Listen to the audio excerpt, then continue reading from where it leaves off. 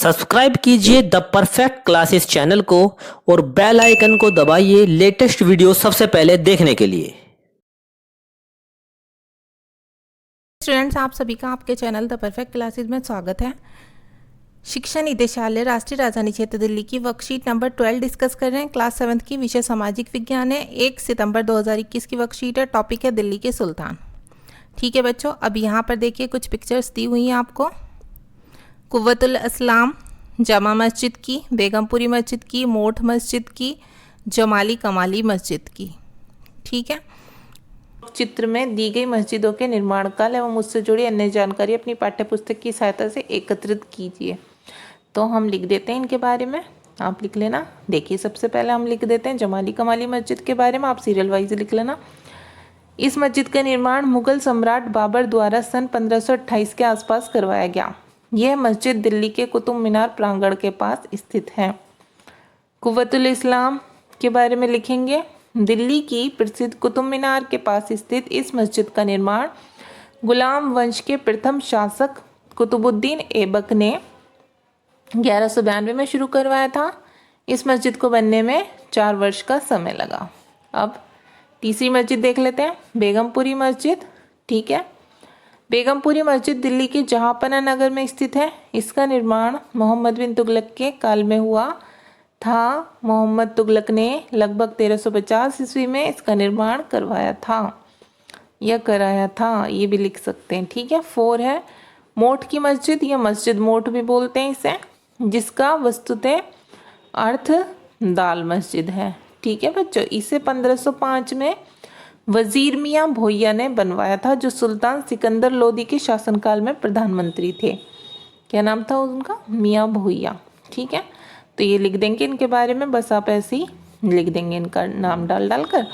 कुव्वतुल इस्लाम मस्जिद लिखना, उसके बारे में लिख देना, बेगमपुरी मस्जिद, फिर उसके बारे में, फिर मोठ मस्जिद के बारे में, फिर जमाली कमाली मस्जिद के बारे में। ठीक है, तो ऐसे ही लिख देंगे आप।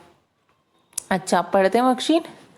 दिल्ली के आरंभिक सुल्तान विशेषकर इल्तुतमिश सामंतों और जमींदारों के स्थान पर अपने विशेष गुलामों को सूबेदार नियुक्त करना अधिक पसंद करते थे। इन गुलामों को फारसी में बंदगा कहा जाता था तथा इन्हें सैनिक सेवा के लिए खरीदा जाता था।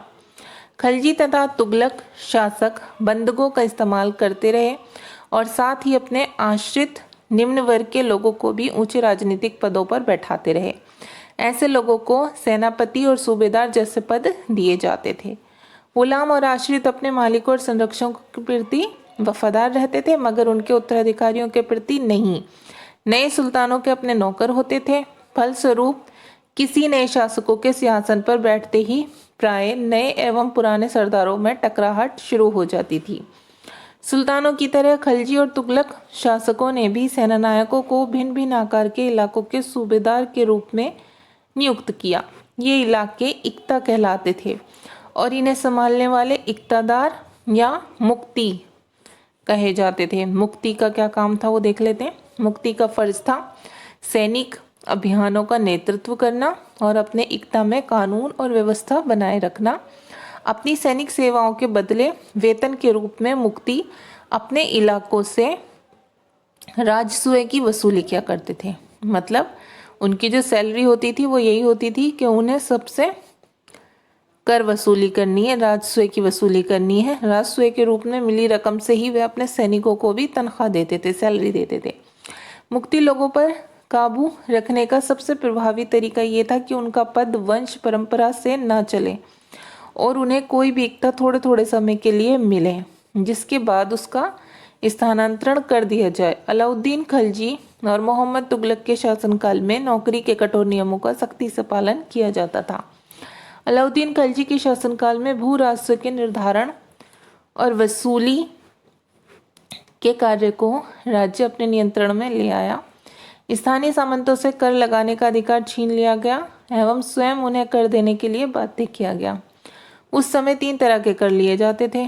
पहला कृषि पर, जिसे खराज कहा जाता था और जो किसानों की उपज का लगभग 50% होता था। दूसरा कर मवेशियों पर और तीसरा घरों पर।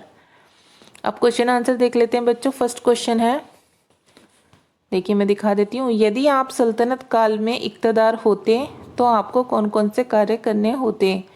तो पहले तो आप यहीं से लिखेंगे वर्कशीट से इतना। देखिए क्वेश्चन नंबर 1 यहाँ से लिखेंगे आप लिखेंगे सैनिक अभियानों का नेतृत्व करना और अपने इक्तों में कानून और व्यवस्था बनाए रखना।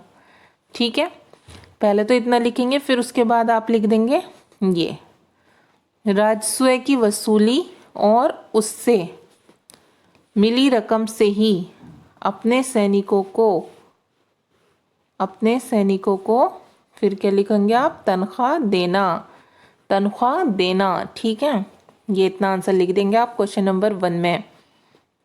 अब क्वेश्चन नंबर 2 में क्या लिखना है आपको, अलाउद्दीन खलजी के शासनकाल में कर प्रणाली की विशेषताओं का वर्णन कीजिए। ये भी वर्कशीट में ही है, ये भी आप यहाँ से लिखेंगे। देखिए अलाउद्दीन खलजी, यहाँ से लिखेंगे आप आंसर 2, ये आंसर 2 है। देखिए आप यहाँ से लिखेंगे अलाउद्दीन खलजी के शासनकाल में भू राजस्व के निर्धारण और वसूली के कार्य को राज्य अपने नियंत्रण में ले आया। स्थानीय सामंतों से कर लगाने का अधिकार छीन लिया गया एवं उन्हें कर देने के लिए बाध्य किया गया।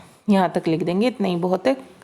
कर नहीं पूछे कि किस तरीके के कर लिए जाते थे, किस पे लगते थे, तो बस आप इतना ही लिख देंगे आंसर 2।